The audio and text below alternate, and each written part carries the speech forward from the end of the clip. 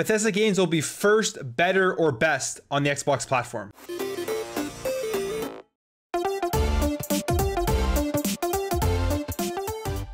What is up, everybody? Welcome back to another video. If you're new here, thank you for stopping by. If you enjoy what you see throughout this video, hey, maybe consider subscribing. I'm almost at 1K subscribers. I think I'm like 9 subs away or something like that.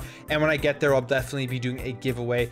Thank you guys for all of your support so far. But for now, let's jump into this. So Microsoft had that bombshell announcement that they acquired ZeniMax Media, and Bethesda being one of the studios under ZeniMax. It was a massive game changer for the video game industry. Now, since that acquisition, we have found out that the deal has not been completely finalized and will be finalized sometime in the new year. So Microsoft has had to be pretty silent on exactly what they are going to do with the exclusivity of Bethesda games. A lot of people have theories swirling around whether they're going to stay exclusive on the Xbox platform, they're going to keep them multi-platform to cash in on the money they can make on other platforms, or they're going to do something like a timed exclusive deal, bringing these games to Sony or even Nintendo at later dates. Well, we got a little bit more insight from the CFO of Xbox. So during the Jefferies Interactive Entertainment virtual conference, Microsoft's Chief Financial Officer, Tim Stewart, addressed the matter of Bethesda exclusivity. And here's what he said. When we think about Bethesda, it's going to be continuing to allow, but continue to sell their games on the platforms they exist today.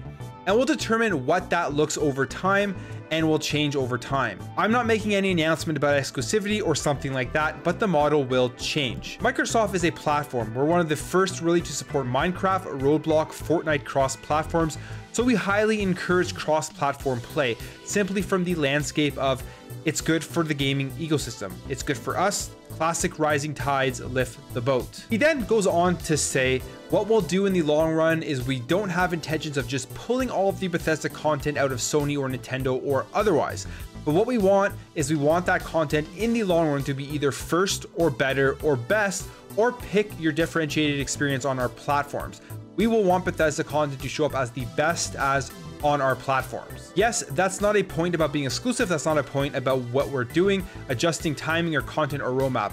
But if you think about something like Game Pass, if it shows up best in Game Pass, that's what we want to see. And we want to drive our Game Pass subscriber base through that Bethesda pipeline.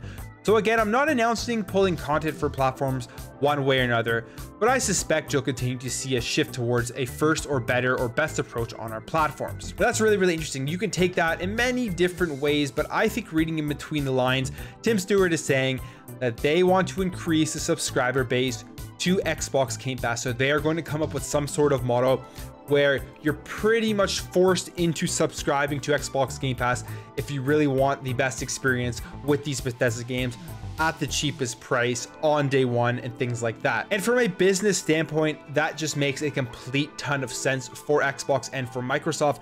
I can definitely see them keeping the games on other platforms, but through timed exclusivity. So you're not going to get them for many months down the road or something like that.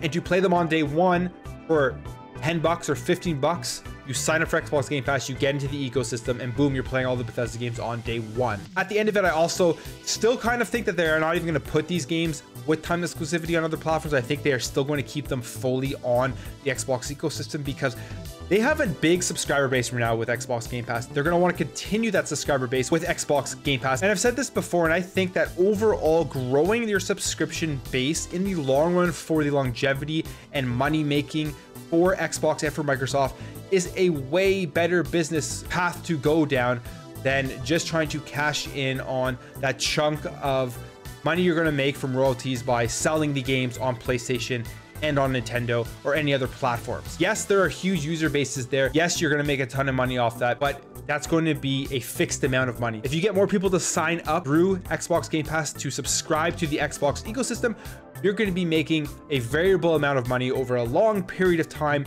And the amount that you're going to make over the lifetime of that customer is going to be way more than the amount you're going to make off selling one copy to that customer on a different platform. That's just the way I see it. I think that's going to be the best business way to go for Xbox, but I would also not be surprised if they do some sort of crazy timed exclusivity thing where you get it day one on the Xbox Game Pass, and like 6 months down the road, if you want to play it on PS5, then you can pick it up then. But who's going to want to wait a certain amount of time to pay full price for a game on a different platform rather than just signing up through Xbox Game Pass and be able to play the game either on your Android phone, on an Xbox console, on PC, through the cloud.